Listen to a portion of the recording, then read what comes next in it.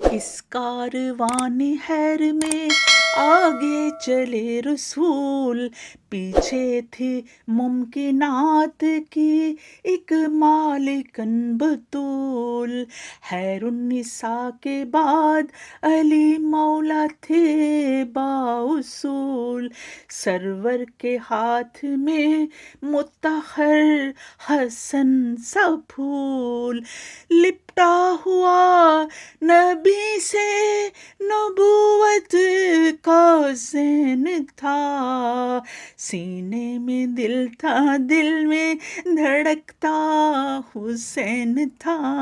اللہم صلی علی محمد وعلی محمد وعجل فرجہم۔ بہت ہی خوشی کے دن ہیں، بہت ہی رحمتیں برس رہی ہیں، لیکن بڑے افسوس کی بات یہ ہے کہ یہ ساری باتیں شیعہ ممبروں کے اوپر، شیعہ گھرانوں کے اندر ان کے بچے بچے کو اس چیز کا پتہ ہے، لیکن اہل سنت کے علماء مساجد میں پیر جو ہیں، یہ پیر جو گلی گلی میں، محلے محلے میں اور ہر شہر شہر میں، یہ کیوں نہیں اپنے آگے ان آیات کو بتاتے؟ قرآن کے ساتھ کیوں دل لگانے کی لوگوں کو توجہ نہیں کرتے؟ وہ اپنی طرف کیوں کھینچتے ہیں؟ وہ قرآن کی آیات کی طرف یقین مانے۔ اللہ پاک فرماتا ہے کہ جو حق کو چھپائے گا اللہ تعالیٰ اس سے ناراض ہے، اللہ تعالیٰ نے اس کے اوپر لعنت کی ہے، وہ جھوٹا ہے اور اس کے اوپر لعنت کی ہے جو حق کو چھپائے گا۔ ہمارے ممبروں سے یہ چھپایا گیا اور دین کے ساتھ بڑی بے ایمانی کی گئی، اللہ کے حکم کے ساتھ گیم کی گئی، قرآن کے ساتھ گیم کی گئی۔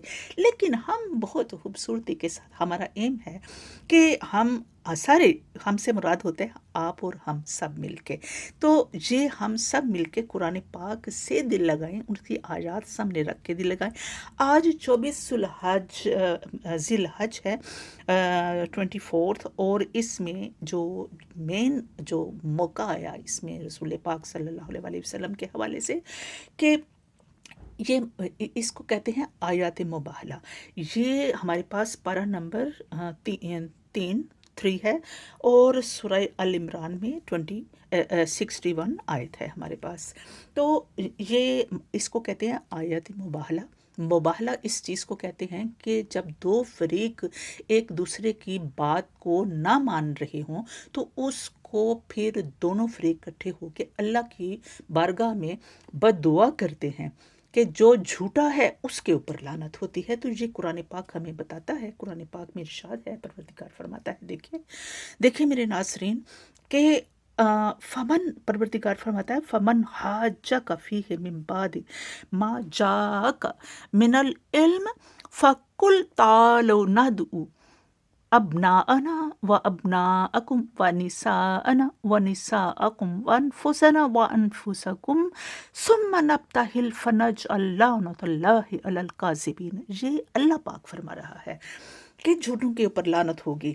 تو اس میں یہ ہے کہ نجران کے ایک وفد تھا، ڈیلیگیشن تھا، وہ آیا ہوا تھا، تو اس میں کنورزیشن کرنی ہونی تھی، رسول پاک سچوں کے ساتھ کنورزیشن ہونی تھی۔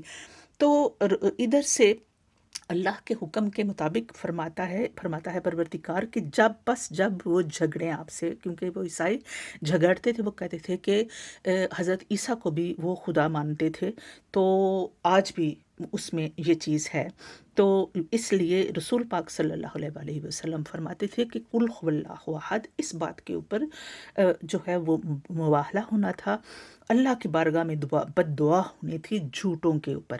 تو کیا ہوا کہ پروردگار فرماتا ہے کہ جب یہ جھگڑیں آپ سے اس بارے میں، یعنی کہ اللہ تعالیٰ کے لا شریک ہونے کے بارے میں، اللہ تعالیٰ کے واحد ہونے کے بارے میں جھگڑیں آپ سے، تو بس اس کے بعد آئیں آپ کے پاس علم سے، جو قرآن پاک کی یہ جو آیت اتری ہے اس سے، بس کہہ دیجئے ہم لے آتے ہیں اپنے بیٹوں کو۔ اب دیکھیں رسول پاک صلی اللہ علیہ وآلہ وسلم کے پاس صلبی بیٹے نہیں تھے، یعنی کہ جو اپنے بیٹے تو وہ بچپن وفات پا چکے تھے، لیکن قرآن نے کن کو بیٹے کہا رسول کے؟ تو جس کو قرآن کہے، جس کو اللہ کہے، وہ ان کی کیا شان ہے، یہ کیوں نہیں بتاتے؟ کتنا ظلم ہے اہل بیت کے ساتھ۔ ابناءنا، अब अपने बेटों को ले आइए, हम ले आते हैं अपने बेटों को। रसूल पाक ने फरमाया व अबनाअकुम, और तुम अपने बेटों को ले आओ, यानी कि वो जो नजरान का वफद था उनके लिए ईसाइयों का, व निसाना, और हम अपनी औरतों को और तुम अपनी औरतों को। और अपनी औरतों का हुक्म है, लेकिन लेके कौन गए हैं ये अभी हम देखेंगे। व अनफुसना, और हम अपनी जानों को, देखो जरा अंदाजा लगाओ, जानों को, यानी कि सबसे जो करीबी है हर तरह से। व अनफुसना, और तुम अपनी जानों के जिनको तुम सबसे करीबी जानते हो। सुम्मा नब्ताहिल, बस फिर हम हाथ उठाते हैं, यानी कि दुआ करते हैं, बदुआ करते हैं। फनजल, बस बनाए अल्लाह ताला के, अल्लाह ताला करे, अल्लाह ताला से ये बदुआ करेंगे कि जो झूठा है, झूठे हैं जो, उनके ऊपर अल्लाह ताला लानत करे। तो ये जब ये चीज़ रसूल पाक सल्लल्लाहु अलैहि वसल्लम ने बताई नसरानियों को, वो आए तो जब इनमें बताया गया है, तमाम कुतब भरी हुई हैं, ये अफसोस की बात है कि क्यों नहीं अहले सुन्नत मानते हैं पंचतन पाक को, तो ये आयत क्यों नहीं बताते, ये आयत के हवाले क्यों नहीं देते। शिया की दुश्मनी में क्या क्या करोगे तुम, क्या क्या, फिर वो रोटी खाते हैं, तुम रोटी खाना भी छोड़ दो, तुम वो सब जो वो करते हैं फिर वो करना छोड़ दो तुम। तो ये कुरान की आयतें अहले बैत का जिक्र क्यों नहीं करते। अभी जो ईद गदीर हुई थी जी, वो जिक्र नहीं किया जाता। तो इसमें वो रसूल पाक सल्लल्लाहु अलैहि वसल्लम क्या लेके गए हैं, वो सबसे आगे रसूल पाक सल्लल्लाहु अलैहि वसल्लम थे, और रसूल पाक सल्लल्लाहु अलैहि वसल्लम के दाएं हाथ में इमाम हसन अलैहिस्सलाम, छोटे बच्चे की आपने उंगली पकड़ रखी थी, चल रहे थे, और आपके सीने से, दिल से लगे हुए इमाम हुसैन अलैहिस्सलाम थे। ये तीन हस्तियां आगे आगे चल रही थी, और बीबी हैरुन निसा सैयदातुल आलमीन, सैयदतुन निसाल आलमीन जो हैं, वो रसूल पाक सल्लल्लाहु अलैहि वसल्लम का दामन पकड़े हुए, आपकी जो चादर ततहीर है उसको पकड़े हुए आपके पीछे चल रही थी हिजाब के अंदर, और उनके पीछे मौला अली मुश्किल कुशा शेर खुदा जादुल्लाह है, वजहुल्लाह है, और ये हैं अलीजुन वलीउल्लाह, ये है मोहर नबूवत की मोहर है, ख़ातमुन नबीयीन की मोहर हैं ये। वहाँ भी ये जब वहाँ चले हैं, सबको प्रोटेक्ट करते हुए उसके ऊपर, तो ये सब जा रहे हैं।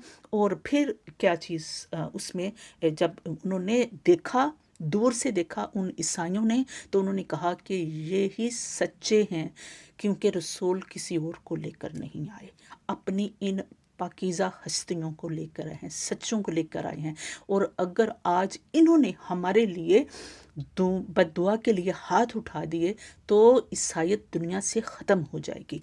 ये था मुबाहिला, ये क्यों नहीं बताया जाता। तो तारीख़ गवाह है कि जो भी उम्मत का बंदा हो, मुसलमान हो, जो भी शख्स इन हस्तियों के मुकाबले में आया, तबाह हो गया।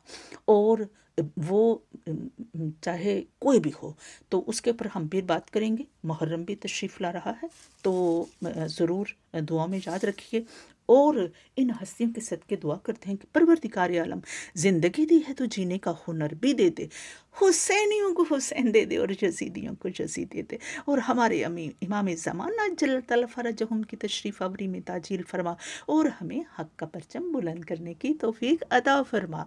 आमीन। प्लीज़ सब्सक्राइब कीजिए, शेयर कीजिए। ये आपका हिस्सा है जो आप इस जहाद में डाल रहे हैं और दूसरों तक पहुंचा रहे हैं। कुरान पाक अल्लाह का कलाम, ये इस बेहतरीन काम होगा जो आप कर रहे हैं। इंशाअल्लाह फिर मिलते हैं। अल्लाह हाफ़िज़।